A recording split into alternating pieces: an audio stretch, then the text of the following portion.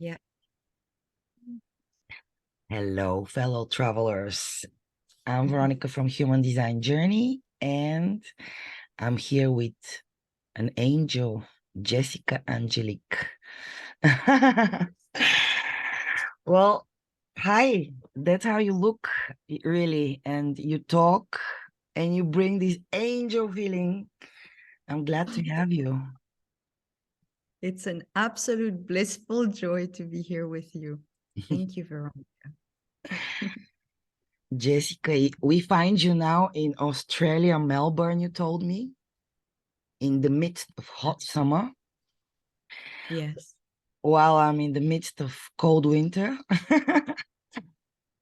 Yeah. And this is what those part of those interviews is about, to actually be human and connect all over the globe and just be together in a way, while being so different. And yeah, I want to show how we journey through our paths. We met via the human design system. So how did you meet the human design system? Yeah. How did it come Oh, into your life? yeah. That's thank you for that question because it really makes me think about how long it's been now. Must be 14 years because at the time I was in Singapore. And at the time that I found human design, it was very foreign to me. And I wasn't ready to go any more into investing myself, but to discover it. So I really like to explore systems and processes. And when something clicks with me, I really go deep with it. And it was for the first 4 years of discovering human design. I had one book, which is the human design book itself, the science of differentiation.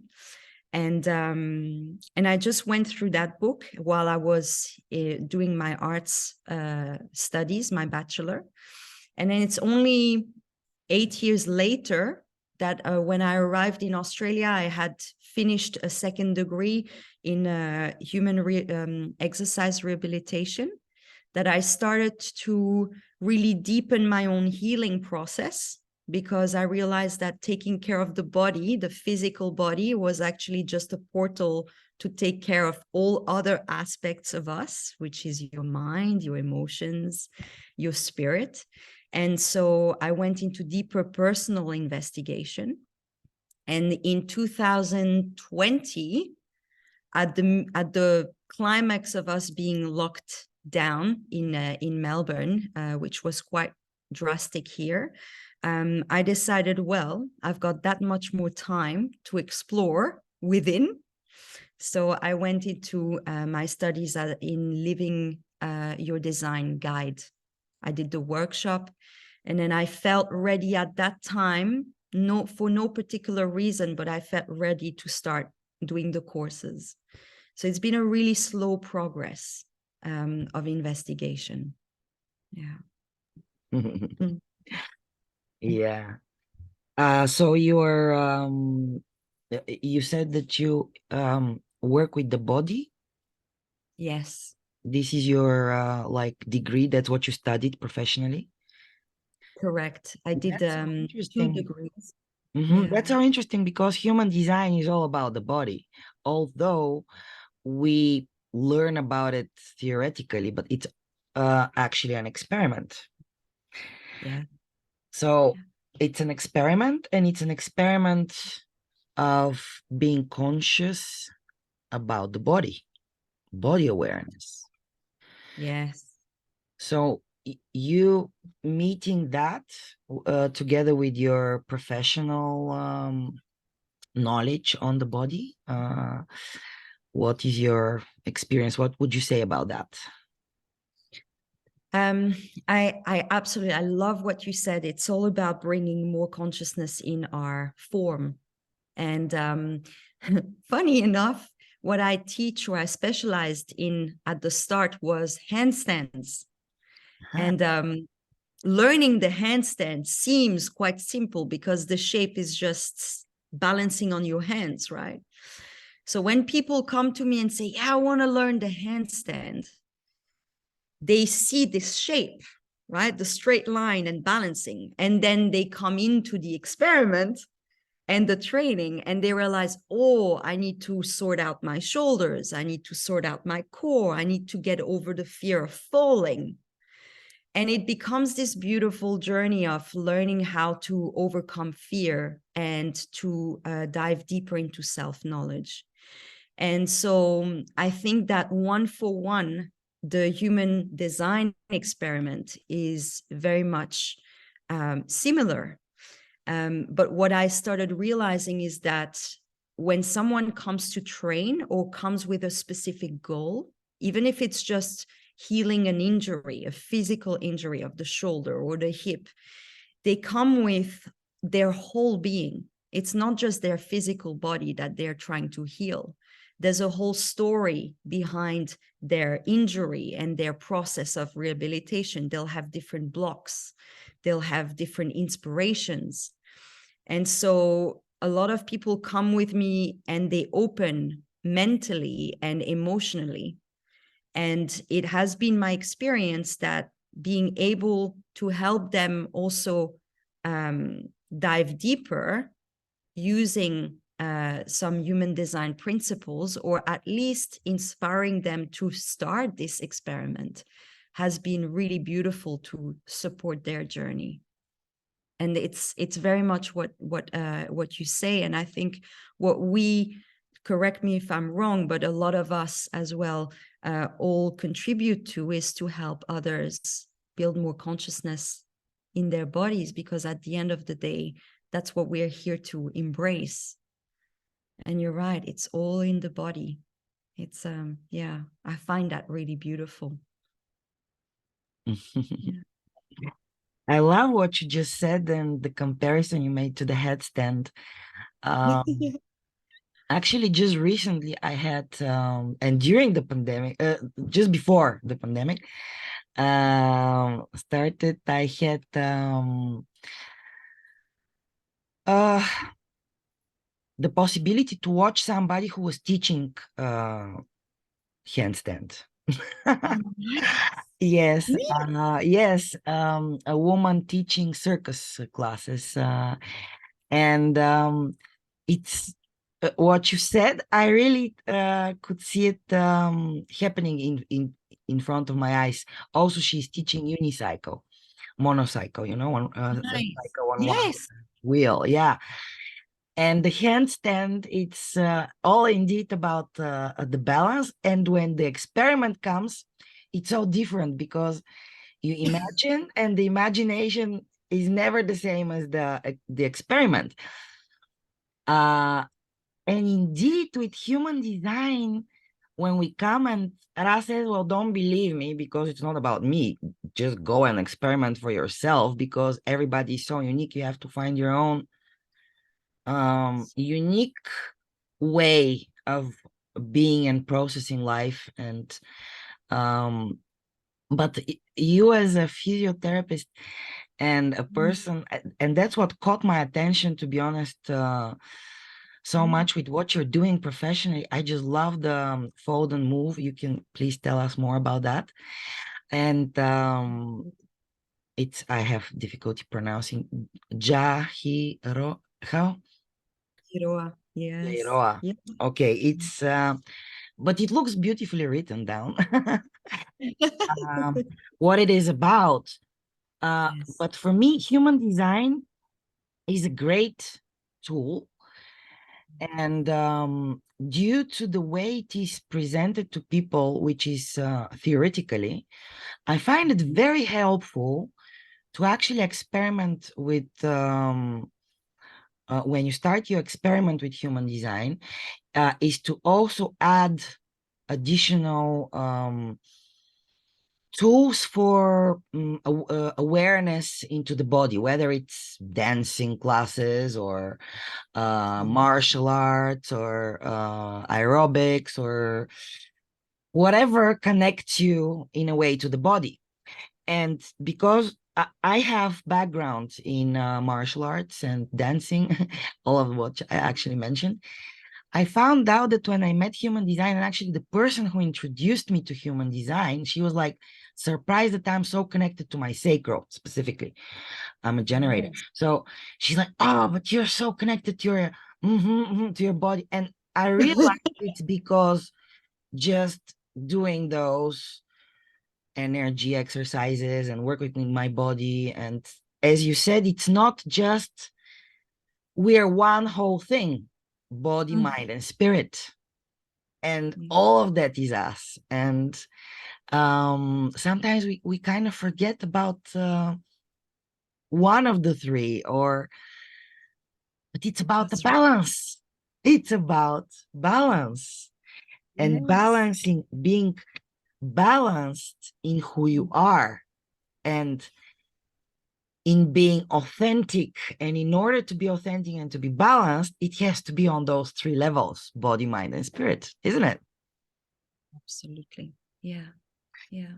So with your experience as therapist and using the body, um, and now that you added human design to the whole mix, how does it go with your clients? And just please tell me more about Fold and Move and the whole concept behind it. I love it.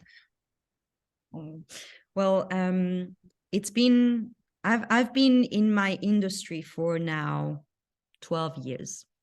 And as you said before we started this session, I am a struggler, and I want to feel all of it. I want to be able to go through it in order to understand it and then to refine it. And across the last 8 years, I've worked really hard to understand what it is that I do because of the breadth of it. And basically, I help people that connect and that feel connected to Jagiroa to embrace 4 dimensions of themselves: the body, which I support them with the physical training, with handstands, with rehabilitation, with dance.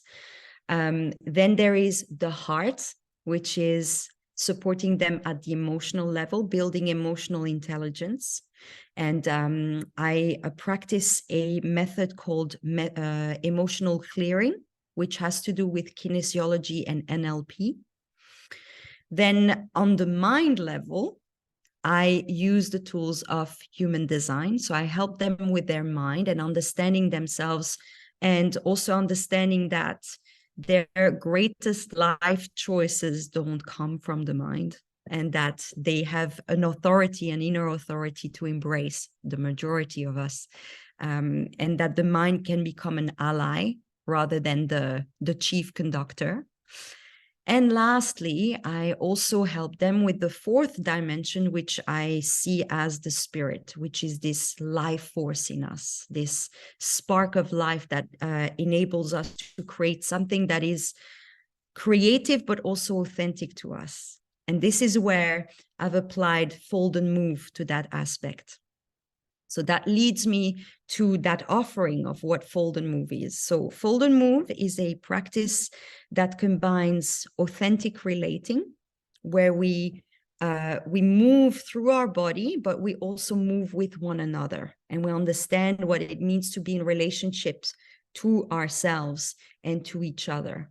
So it combines different elements of contact improvisation, which is a particular dance style, with also just mobility and inner martial arts practices such as Qigong and Tai Chi. And it combines intuitive painting and a last element, which is called somatic experiencing. And somatic experiencing has to do with the intelligence of the body itself. So it's kind of connected because it's also tapping into the intuition and the instinct.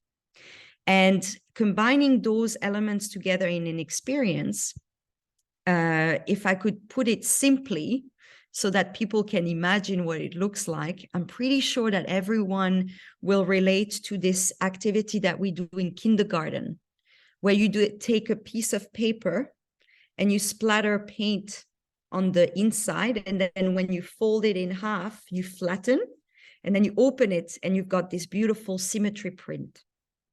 And there is a psychotherapy test that is based on this practice as well, Rorschach test, that is designed to kind of help the practitioner see what this person's mind looks like. The splash of So Rohan, yeah, it's very yes, popular. it's Yeah. yeah. So it's a lot of people see the fold and move soul maps, and they say, oh, it looks like a Rorschach test.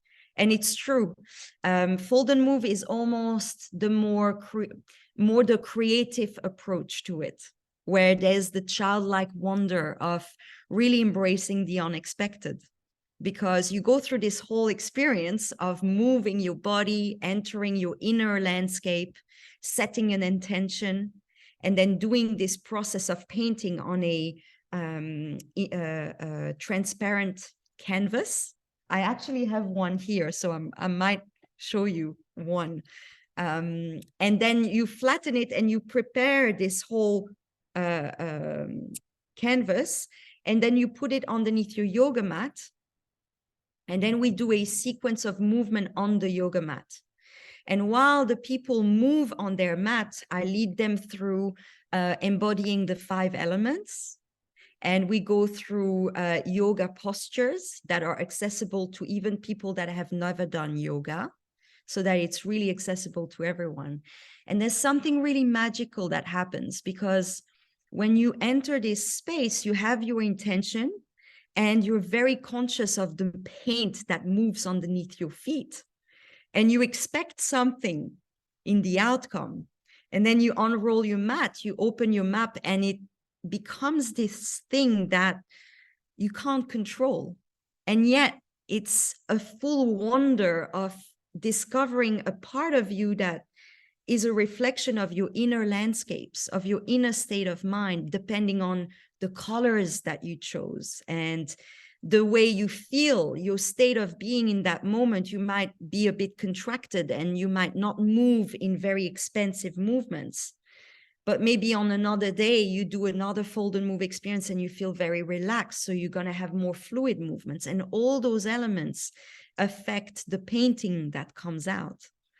And across the past 6 years, I've done, I think, about 12 maps. Not one is the same, even if you do it, because it's always a representation of your state of mind in the present. So fold and move is very much an embracing of your own creativity, but where you have to learn to let go and embrace the unexpected. And I do believe that I poured my heart and my existence in this practice, because it's quite atypical of who I am or my body graph, now that I think of it. Actually, it is, because you are born on the cross of the unexpected. Yes. Yeah. It's a very adventurous life to lead, and I'm grateful for it. Very grateful for it. I want to point out what you mentioned about human design, that you added it to your mix as the tool for understanding the mind. Because this is what human design is. It is a tool for understanding the mind, to understand who you are, actually to understand who you're not, so that you can find out who you are. And human design gives you a map of that mind, of where the mind plays you, and where it can make a whole story around something that is not even you. So being, and you mentioned several times, unexpected, embracing the unexpected. How has it been for you in your life, embracing the unexpected?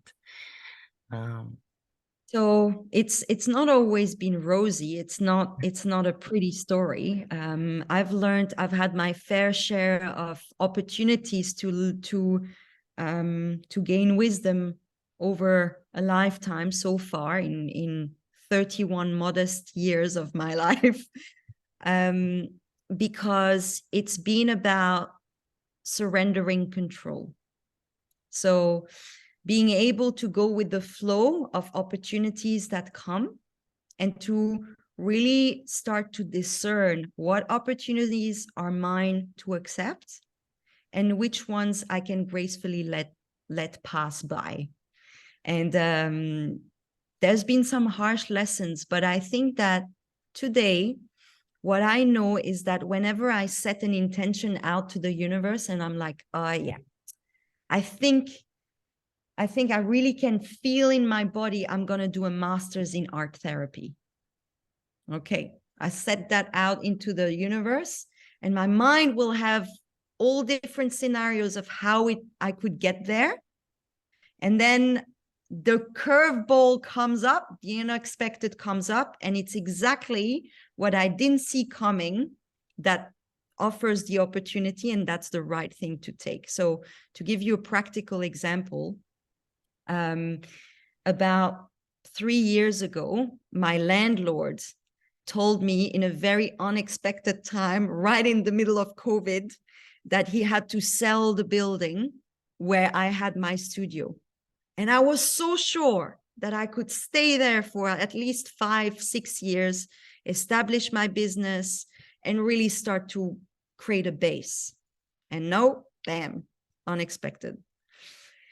So in that moment, I felt very uneasy and I didn't know what to do. I didn't know the next month where I would be because it was very hard to consider having another space.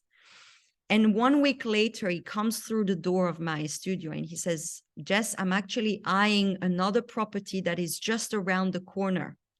Would you like to come and see if it suits your needs? And maybe you want to come and come with me to the other space. And this is the space where I am now. And so it's just those beautiful moments where you're really at the end of the thread and you're like, you know what?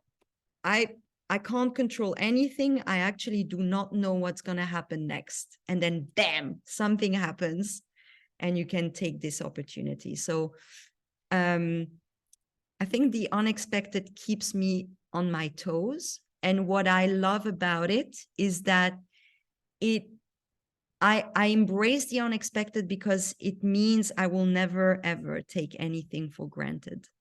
I will always be in utter gratitude for whatever comes because I don't know what's the next thing that comes. So it's an adventurous life, I have to say, Veronica.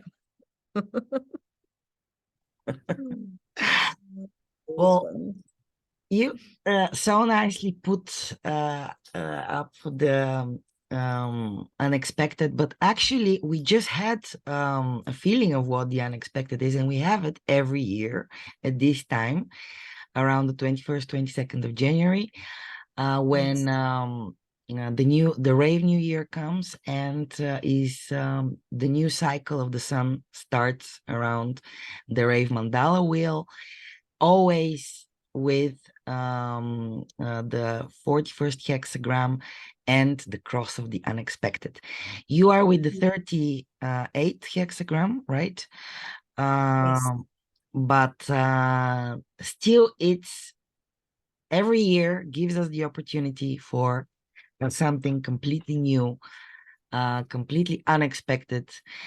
And no matter how much we strategize with our minds, even when we dream and we plan things, life always surprises us. It's never the same way as we imagined it. It's either better or worse or anywhere in between, bringing us the unexpected and being able to embrace that. And especially right now with the times of which are happening, and we know about the big global change happening and coming, the sleeping phoenix, You're actually, we just saw your chart. I'm going to show it up again. Um, you're very individual as well, not only on the cross of the unexpected, but a struggler with the channel of the struggling, and also the channel of emoting, which makes you an emotional projector. And I call this channel, and I calls it the channel of the drama queen. But it's actually a balance between the hot and the cold, because the spleen is about indeed the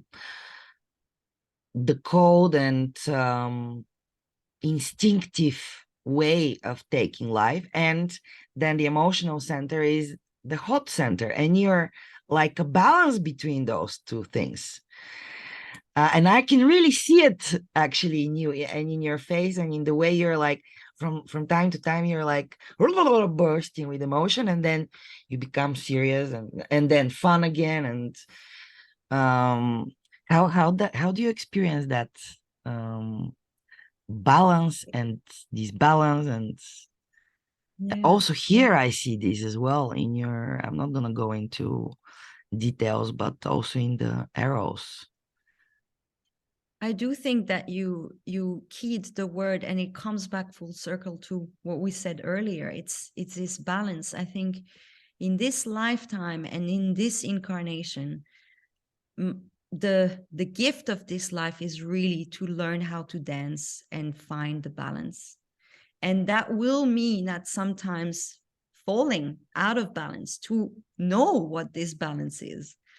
And I think that so far my experience has been that I've gone through moments of being so emotionally invested that it burnt me out, like literally, like drained. And then there's this other aspect of me that for a long time I would shut down, which is this intuitive, very instinctual knowing of boundaries.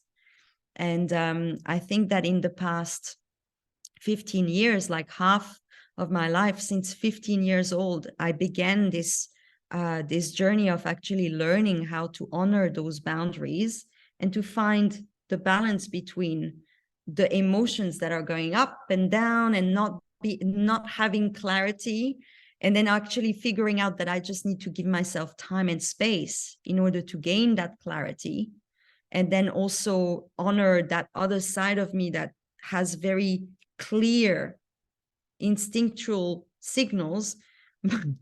But to me, I always call my spleen, like she talks very, very fast and very silent. So if I'm at a big cross point and I need to make a decision, she'll always say yes. I'm like, what did you say? And then she doesn't repeat, and I'm like, no, please tell me. And then I have to learn to get really attuned. And to me, it's been a lot about time and stillness.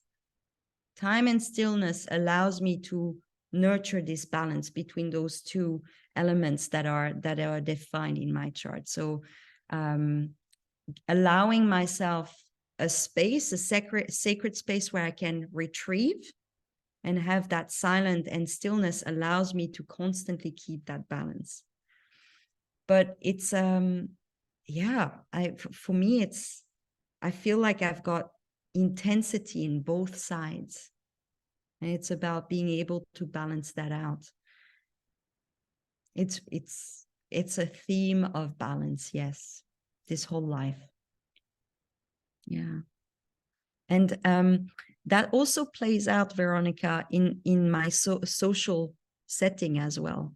A lot of people say, how it's really weird, Jess, we can't really box you in, because when we talk to you, sometimes you feel like a really old soul, and yet you also have this kid-like energy to you, and you switch from one to the other based on what we're talking about. They can't, yeah. So it's really interesting. I'm a weirdo, but who is not? And you're here to provoke their spirit and Yeah. struggle for the correct things. Yeah. Um, so was it a relief for you when you found out that you're a struggler? It was. But I think from what I hear from other projectors, when I first heard that I was a projector, there was a resistance to it. I'm like, I'm not here to wait for the invitation. What does that mean? I hold this younger Jess with a lot of affection because of what I know today. But there was a lot of relief when the more I dove into my own design and learning about all the aspects and the layers. I said, oh my God, that makes so much sense. And struggling no longer, it doesn't necessarily mean that it needs to be hard, but it's about persisting with intensity until, as you said, I feel like I'm acting from the right intention, from the right place with clarity. That's what really it means to me to be a struggler. Yeah. And as a projector, what is your greatest discovery?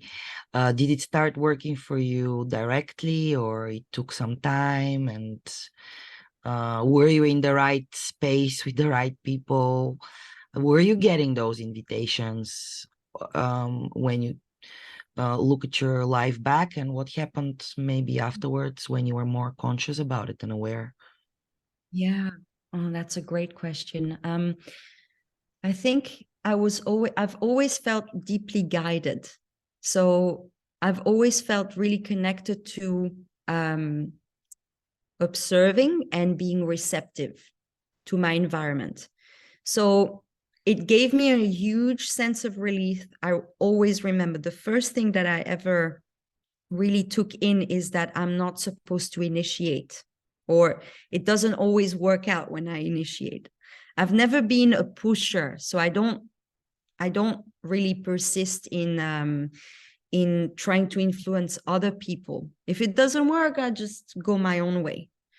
But where I started to feel like I was getting empowered is to actually notice what an invitation is, and to start to backtrack in my life where really key points in my life really worked out. And one for one, it was always an invitation of some sort, where I didn't need to do anything but to receive and then say, okay, is this aligned? Or do I gracefully say, this is maybe not for me? And most of the time, I don't need to do that because I'm seen in the right places by the right people. And the relief comes from not needing to try hard. So, yes, I'm a struggler, but the struggle is it's more about being so open to energies that it's about giving the space and time to gain clarity. That's where I feel the struggle is, if we want to talk about struggle. It's not necessarily in pushing my way forward.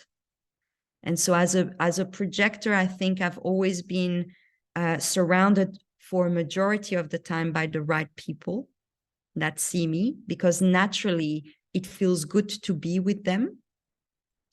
And in places where I wasn't in the right places, there was just a huge learning for me to start learning how to have boundaries and to stand up for myself, which I think as a projector was the hardest bit to do.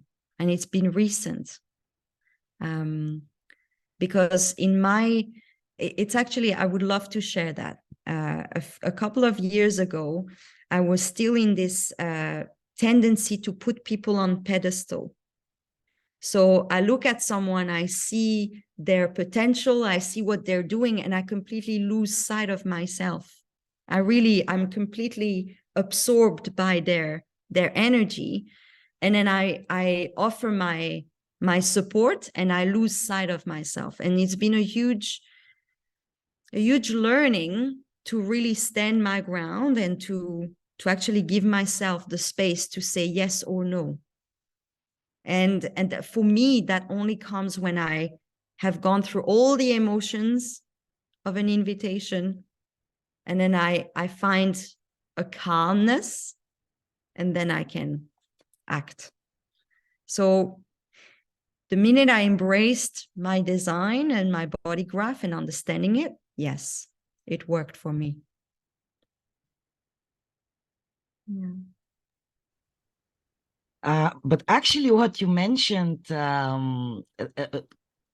throwing yourself to help the other, and as a therapist, this is always a danger until where you go, how far you go, without forgetting yourself and taking care of yourself first. 100%. Yeah. So it's interesting for me. You also mentioned about being a projector and maybe what would you say about that clinginess that can be with a lot of projectors to the energy, actually, not being able to uh, get yourself away from the juice and completely destroying yourself by throwing all this energy and running around like fly without a head, throwing yourself instead of preserving your energy and really appreciating your energy. Yes.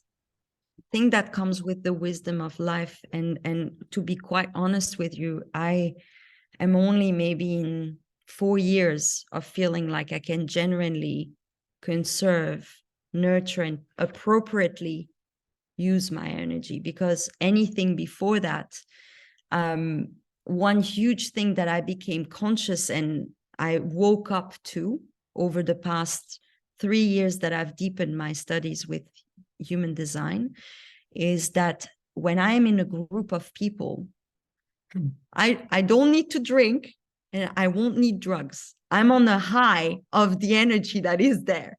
And it's funny because I will take on the exact energy of the group. And then when the group leaves, I feel completely zonked. I have nothing left.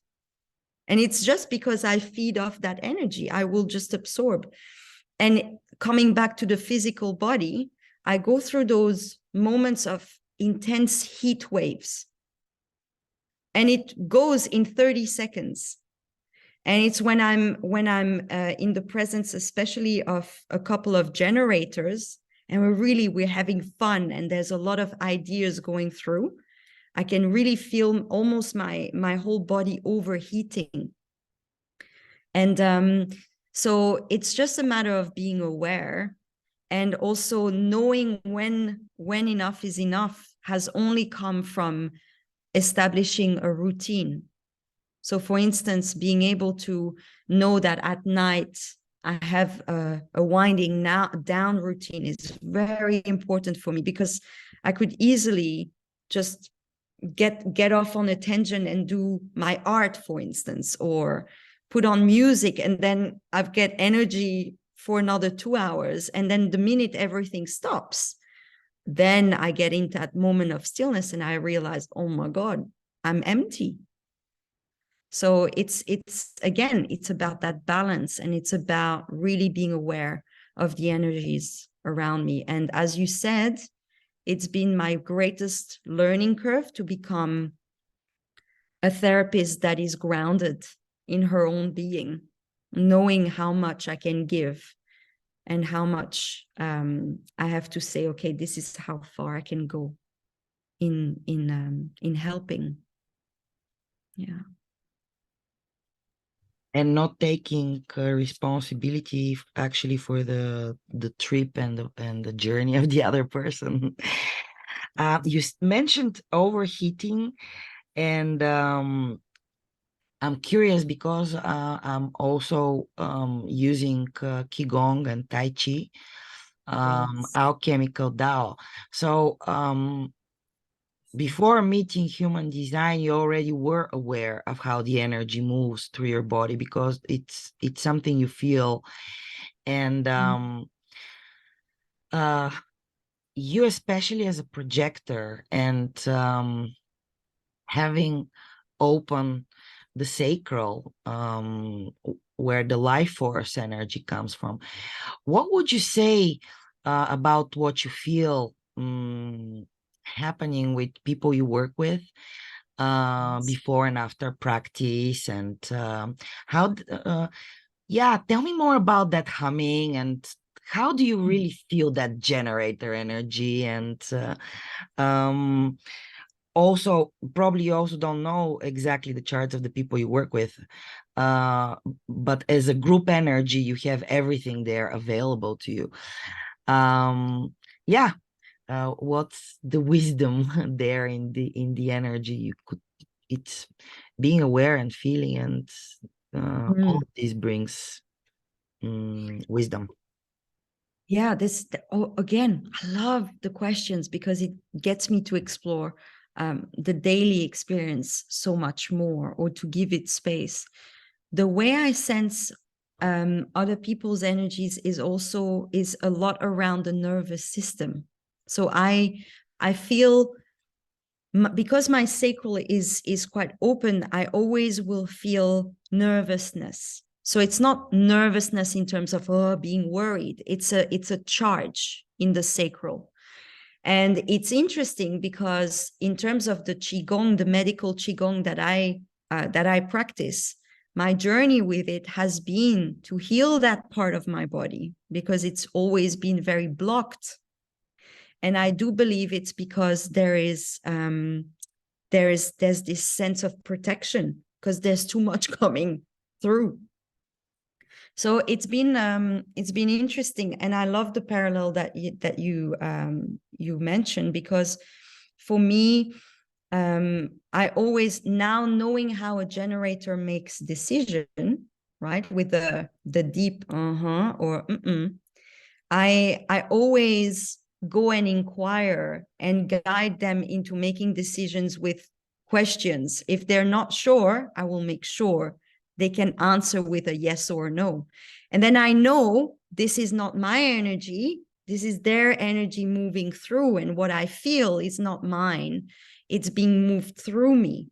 And it helps me immensely, because I can stay grounded in my being and act or assist if I'm invited to, as a guide or as a conduit that can help them find their own decision. And that's been huge for me, because a lot of time I've thought about energy that moves through me as mine, and I'm like, I don't understand this. This is feeling so unclear, and it doesn't feel like I'm rooted. And I think the biggest lesson has been to be able to ground myself. And the more I've been deepening my practice with Qigong, for me, that's been huge, because to be able to sense and feel the nature of energy through my being and knowing how it flows through me, I'm able to discern, all right, this is my energy. And what I feel in my sacral or in my body when I overheat, that is another energy moving through me. And especially if I'm with other people. So it's a process, though. I feel like I'm getting better and better at refining knowing. And I don't think it will ever stop, because everybody's so unique. And as you said, I don't know the chart of everyone I work with to the T. So it remains very exciting to continue to refine that sensitivity. Yeah. Beautiful. And you're also so open, and I can really see and feel somehow, although we're online, how much you have taken in, actually. And you return it as wisdom. So thank you. um what is actually the biggest wisdom you want to share? Or, yeah, biggest, probably not, but what comes to mind for your fellow projectors? I think for me, it's really just going down the route of self-knowing is the primary step to establish self-love. And with that, we can move into the world with a greater understanding of how to stay grounded while being open with like a funnel, because we take in so much. I think the greatest wisdom is to know what is yours and what is someone else's. I think this has been huge because that clears out this confusion of energy that is so big. And I always look at myself like a funnel, like that is open. And the experiment is very interesting because if you learn all the details of your human design graph, it really helps you to find out, all right, what is mine, what isn't. And then you're able to make decisions where you won't pierce through something that is not really invited, and where you're really able to shine and to offer your wisdom. So I think self-knowing, investing in your self-knowing is the greatest wisdom. And I think it's a lifetime of discovery. I would never wish to stop. So first self-discovery before you start guiding others, dear projectors. Please. And to all the other types? To all the other, well, everybody's so beautiful. Everybody's got their own unique charm and different journeys. But I think it's very important to embrace this learning experience, because then you can also learn how to live in harmony with the other types. And from a projector to another type is very much let me know. Let me know if you feel like there is connection. If there is connection, I will love to explore with you. And if there's not, that's also peacefully saying, well, maybe we're not meant to be jamming together. And that is fine too.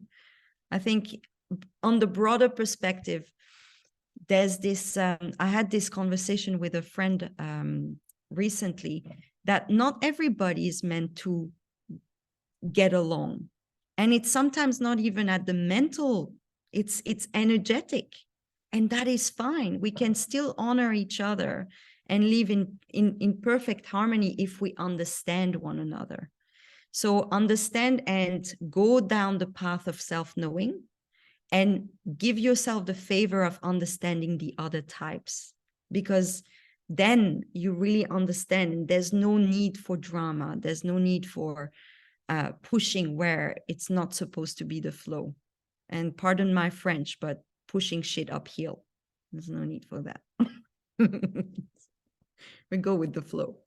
It's so much nicer. Yeah.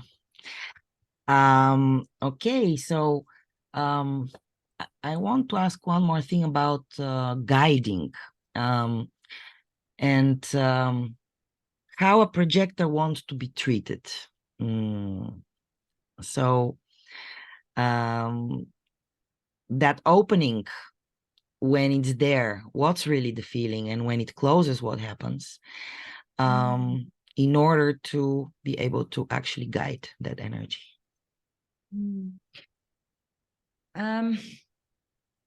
I'm inspired to go back to my experience with dance, because and I think this is beautiful because you're a dancer yourself, and bless you, you're so beautiful when you dance, from the little that I've been able to see.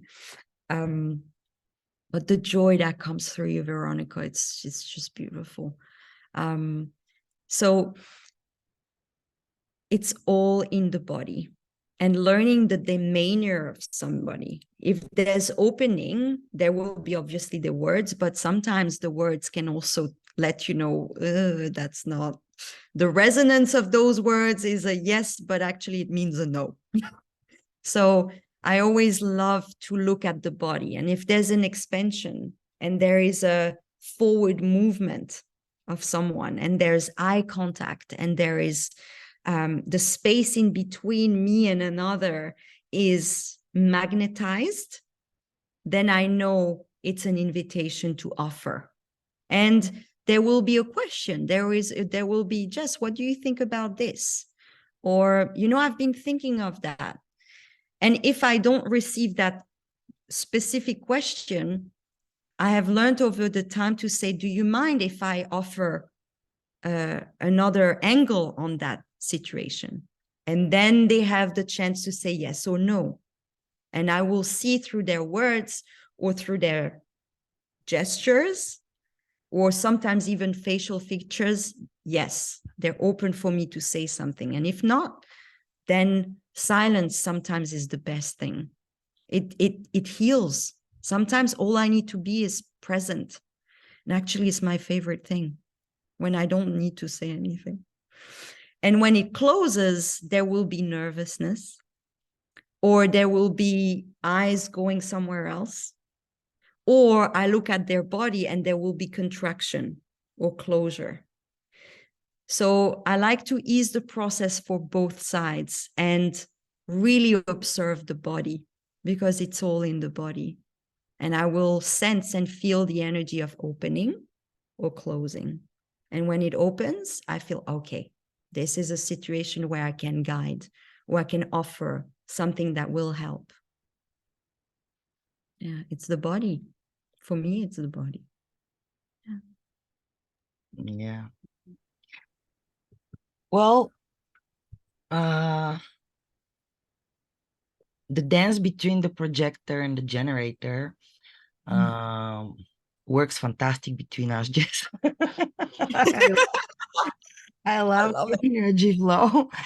And honestly, I really want to meet in person and that we experiment with some body embodiment practices. So I'm really dreaming of that one day, that we gather. I would love that. I would love to experience you and anybody else who resonates with Jessica, Angelique, and wants to have her as your guide. She has a lot of wisdom to offer, and I will leave her contacts in the video below. So please feel welcome to invite her to be your guide. Thank you for your time, Jess. And any last words you have? Well, I would like to say thank you. And I share this dream and I see it out there. And coming back to Europe, one day I will come to Bulgaria and visit Sofia. Yeah. Or wherever you must be in the countryside. Yeah, hybrid living, let's say, but Okay. Oh, beautiful. Yes. yeah. But I can see it. I can already feel you. So it will happen. It will happen. Yeah. Thank you so much for having me, Veronica. And thank you for sharing your wisdom with us, and being with us. Well, that was all, and stay tuned for more. Bye for now.